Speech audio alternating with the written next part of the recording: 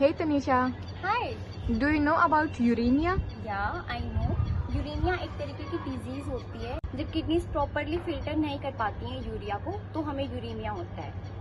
क्या इसको ठीक भी किया जा सकता है? बिल्कुल, इसको ठीक किया जा सकता है। सबसे बेस्ट तरीका होता है आप किडनी ट्रांसप्लांट करा लो, मगर ये ऑब्वियसली ज़्यादा पॉसिबल नहीं हो पाता है। तो जो अफेक्टेड पर्सन्स होते हैं उनको रेगुलर टाइम इंटरवल्स पे डॉक्टर के पास जाना होता है, और एक प्रोसेस होता है जिसके थ्रू उनका फिर ब्लड फिल्टर होता है। उसको हम बोलते हैं हीमोडायलिसिस। अब हीमोडायलिसिस के अंदर क्या होता है, अफेक्टेड पर्सन की कन्वीनियंट आर्टरी से आप ब्लड को बाहर निकालते हो। अब आप पूछोगे कन्वीनियंट आर्टरी ही क्यों? क्योंकि कन्वीनियंट आर्टरी एक ऐसी वेन होती है जहाँ से आप ब्लड इजीली निकाल पाते हो। तो वहां से आप ब्लड को निकालते हो। उसके बाद आप ब्लड को निकालने के बाद एक ऐसी सिलोफेन ट्यूब के अंदर रखते हो जहाँ पे आपकी बॉडी के बराबर के न्यूट्रिएंट्स होते हैं, मगर उसके अंदर नाइट्रोजनस वेस्ट नहीं होता है। अब एक और चीज आती है, आप उसके अंदर एंटीकोएगुलेंट हिपैरिन भी डालते हो।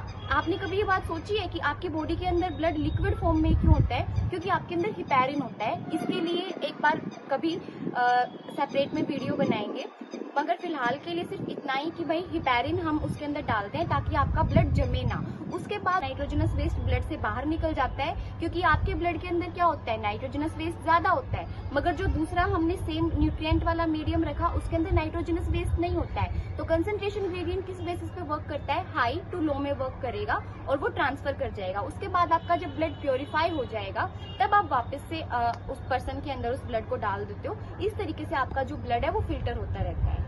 Thank you.